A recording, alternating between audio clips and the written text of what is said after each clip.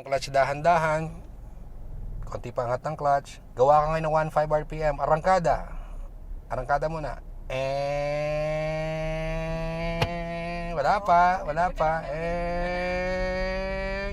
release gas, clutch down, second gear, bitaw na ng clutch, pwede mo nang bitawan si clutch, magagas ka ulit. Yun ang magandang timing. Pero nakita ko yung mata mo, ang tagal yung mata mo dyan sa 1.5 RPM. Huwag magtatagal ha. Pwedeng mabilisan lang ang tingin. So ihinto ulit tayo. Simulan naman natin sa brake ngayon. Bago ka magka-clutch down. Kasi galing ka na sa speed. Neutral for safety. Yung kaninang ginawa natin, sobrang bagal, clutch and brake. Pero kapag galing ka sa bilis, lalo tumatakbo ka ng 20 km per hour at gusto mong bumagal o huminto, brake and clutch. Nagiging baligtad na siya. Okay, try natin ulit sa reverse. Deep left. Okay, reverse. Check left and right side mirror habang umaatras. Wala po akong problema kay ma'am pagdating sa reverse.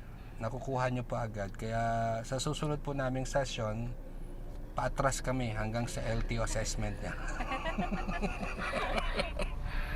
Kasi kuha niya po yung balance sa pupunta ng atras. Alam niya kung saan niya dadalhin yung sasakyan para may iwas niya yung kanan niya at kaliwa, bandang likod. Same lang po yan ng Abante.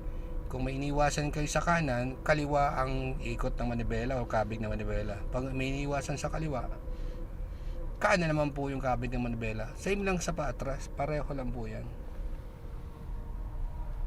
Good kuha niya yung balance sige,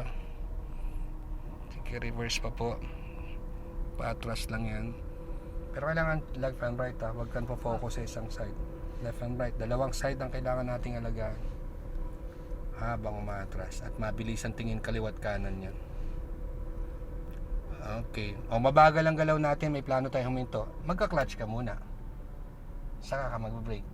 Pero pag galing tayo sa speed tulad nung kanina, nag-brake ka muna bago tayong clutch. So try natin ulit. First gear, angat po yung clutch ng dahan-dahan. Pag may movement, gagawa ng 1,500 by RPM, 1.5 RPM, konti pa, and release gas, clutch down, second, very good, tuloy mo na, bitaw na ng clutch, dire-diretso, tingin sa malayo habang nagmamaneho, pwede ka mag-apply ng gas, titigil pa rin tayo dyan sa may posting yan, dire-diretso, tuloy pa rin po, konti pang gas. Okay, dahil may planong huminto galing sa speed, brake po na and clutch down. Unahin mo din clutch down. Okay naman yung braking, medyo naging abrupt lang. So brake muna ng dahan-dahan bago mag-clutch down. Ulitin natin, brake muna and clutch down. Alright, so ganun dapat. Ano po? Alright,